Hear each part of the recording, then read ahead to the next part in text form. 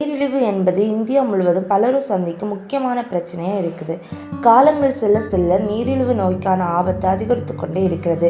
மக்கள் நீரிழிவு நோயால் பாதிக்கப்படும் எண்ணிக்கையும் அதிகரித்து வருகிறது. நீரிழிவு நோயால் உடலில் பல்வேறு பாகங்களும் பாதிப்புக்குள்ளாகின்றன. அதிகபட்சம் நமது உணவு பழக்க வழக்கம் காரணமாகவே உடலின் சர்க்கரை அளவானது அதிகரிக்கிறது. மேலும் உடல் எடை சர்க்கரை நோய் ஏற்படுவதற்கான காரணமாக உள்ளது. எனவே சர்க்கரையின் அளவை குறைக்க உதவும் உணவுகளை குறித்து இந்த வீடியோவில் பார்க்கலாம். 7 நாட்களுக்கு சர்க்கரை நோயை குறைப்பதற்கான உணவு முறை பட்டியலை இந்த வீடியோவில் வெளியிட்டிருக்கிறேன். வீடியோக்குள்ளே போகிறதுக்கு முன்னாடி நம்ம சேனலை சப்ஸ்கிரைப் பண்ணாதவங்க சப்ஸ்கிரைப் பண்ணுங்கள். பக்கத்தில் இருக்க பெல் ஐக்கானை கிளிக் பண்ணுங்கள். அப்போ தான் நான் போடுற வீடியோஸ் உங்களுக்கு நோட்டிஃபிகேஷனாக வரும்.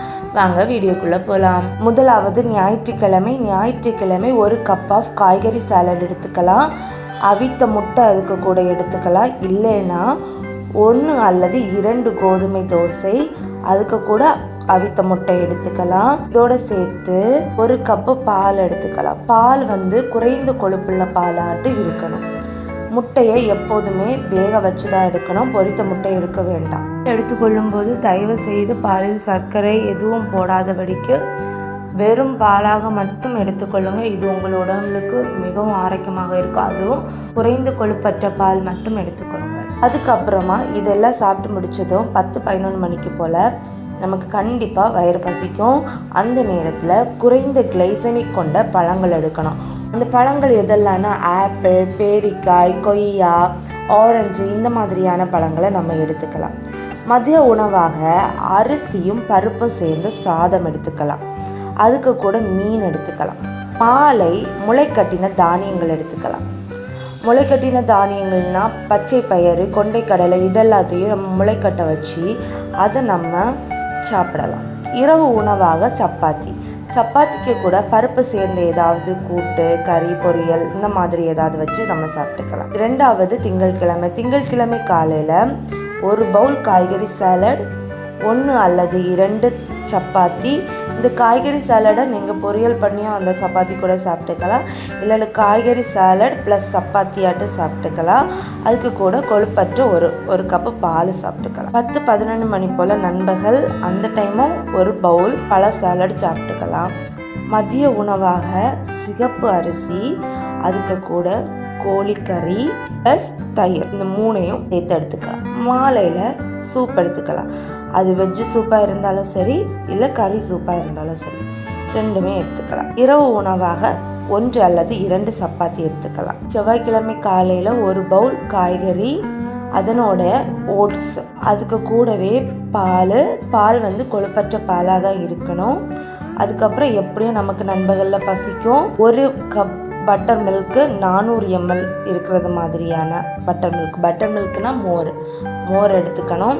மதிய உணவாட்டு 1 அல்லது 2 சப்பாத்தி, 1 பவுல் காய்கறி சாலட் ப்ளஸ் அதுக்கு கூட நம்ம மீன் சாப்பிட்டுக்கலாம். மாலையில் கொண்டைக்கடலை சாப்பிடணும். 1 பவுல் கொண்டைக்கடலை. இரவு உணவாட்டு 1 அல்லது 2 சப்பாத்தி ப்ளஸ் மீன் சாப்பிட்டுக்கலாம்.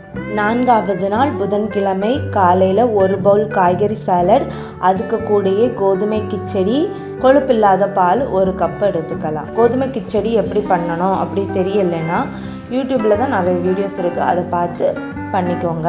நண்பகலில் 1 பவுல் பழங்கள் எடுத்துக்கலாம். பழங்கள் குறைந்த கிளைசமிக் அளவு கொண்ட பழங்களை தான் எடுக்கணும். எக்ஸாம்பிள் ஆப்பிள், பேரிக்காய், ஆரஞ்சு, கொய்யா இந்த மாதிரியான பழங்கள் தான் நீங்கள் எடுத்துக்கணும். மதிய உணவாக அரிசி வெள்ளை அரிசி எடுக்கவே வேண்டாம். நீங்கள் ரேஷன் அரிசி எடுத்தாலே போதும். அவரவர் எளிமைக்கு தகுந்த அரிசியை நீங்கள் பயன்படுத்திக்கலாம். இந்த அரிசி இல்லைன்னா சிகப்பரிசி எடுத்துக்கலாம்.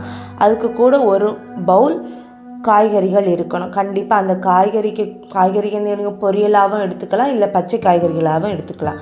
ப்ளஸ் கோழிக்கறி எடுத்துக்கலாம். மாலையில் சோளமாகவும் எடுக்கலாம், இல்லை பாப்கார்ன் இந்த மாதிரியாகவும் நீங்கள் சாப்பிட்டுக்கலாம். இரவு உணவு 1 அல்லது 2 சப்பாத்தி, அதுக்கு கூடவே மீன் எடுத்துக்கலாம். 5வது நாள் காலையில் இட்லி எடுத்துக்கலாம். இட்லி நீங்கள் வெள்ளை இட்லி எடுக்கிறதுக்கு பதிலாக சிறுதானிய இட்லி இல்லைன்னா ராகி இட்லி இந்த மாதிரி ஏதாவது எடுத்துக்கலாம்.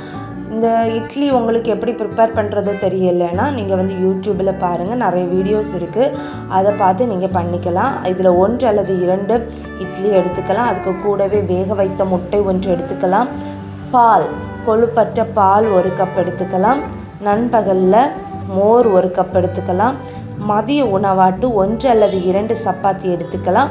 1 பவுல் காய்கறிகள் ப்ளஸ் அதுக்கு கூட தயிர் எடுத்துக்கலாம். மாலை உணவாக கொண்டைக்கடலை எடுத்துக்கலாம். இரவு உணவாக ஓட்ஸும் அதுக்கு கூட மீனும் எடுத்துக்கலாம். 6வது நாள் வெள்ளிக்கிழமை காலையில் கோதுமை சாண்ட்விச் 1 எடுத்துக்கலாம். அதுக்கு கூட அவித்த முட்டை 1 கப் கொழுப்பற்ற பால் எடுத்துக்கலாம். நண்பகலில் 1 பவுல் பழ சாலட் எடுத்துக்கலாம். மதிய உணவாக அரிசி மற்றும் பருப்பு நிறைந்த சாதம் எடுத்துக்கலாம். இதுக்கு கூட காய்கறிகள் 1 கப் எடுத்துக்கலாம். அந்த காய்கறிகள் பொரியலாக இருக்கலாம், இல்லை பச்சை காய்கறிகளாக இருக்கலாம். இதுக்கு கூடவே நீங்கள் சைடிஷுக்காக பன்னீர் எடுத்துக்கலாம். மாலை உணவாக காய்கறி சூப் எடுத்துக்கலாம். இரவு உணவாக 1 அல்லது 2 சப்பாத்தி, அதுக்கு கூட மீன் எடுத்துக்கலாம். 7வது நாள் வெள்ளிக்கிழமை காலையில் பச்சை பயிறு தோசை, இது கூட சிறுதானியங்கள் சேர்த்துக்கணும். ப்ளஸ் அதுக்கு கூட 1 கப் கொழுப்பற்ற பால் எடுத்துக்கலாம். நண்பகலில் 1 பவுல் பழங்கள் எடுத்துக்கணும். மதிய உணவாக 1 அல்லது 2 சப்பாத்தி, இதுக்கு கூட பருப்பு கறியாக இருக்கலாம், சாம்பாராக இருக்கலாம், ஏதாவது பருப்பு நிறைந்த ஒரு கறி எடுத்துக்கணும். அதுக்கு கூட தயிர் எடுத்துக்கலாம். மாலை உணவாக முளைக்கட்டின தானியங்கள் ஏதாவது எடுக்கலாம். இரவு உணவாக 1 அல்லது 2 சப்பாத்தி ப்ளஸ் காய்கறிகள். இந்த காய்கறிகள் பச்சை காய்கறிகளாக இருக்கலாம், இல்லைன்னா பொரியல் செஞ்சு நீங்கள் சாப்பிட்டுக்கலாம். எப்போதுமே எண்ணெயின் அளவு குறைத்து எடுத்துக்கொள்ளுங்கள். சீனி எக்காரணம் கொண்டும் எடுத்துக்கொள்ளாதபடிக்கு நீங்கள் உங்கள் உணவு முறையை தொடங்கிக்கலாம். இந்த உணவு பட்டியலை தொடர்வதற்கு முன்னாடி உங்கள் டாக்டர்கிட்ட இந்த உணவு பட்டியலை நான் எடுத்துக்கலாமா அப்படின்னு கேட்டுட்டு எடுத்துக்கொள்ளுங்க. ஏன்னா உங்களோட சர்க்கரையின் அளவு முதல் படியில் இருக்கா, இல்லை 2வது படி இருக்கா, இல்லைன்னா ஃபைனல் ஸ்டேஜில் இருக்கான்னு எங்களுக்கு தெரியாது.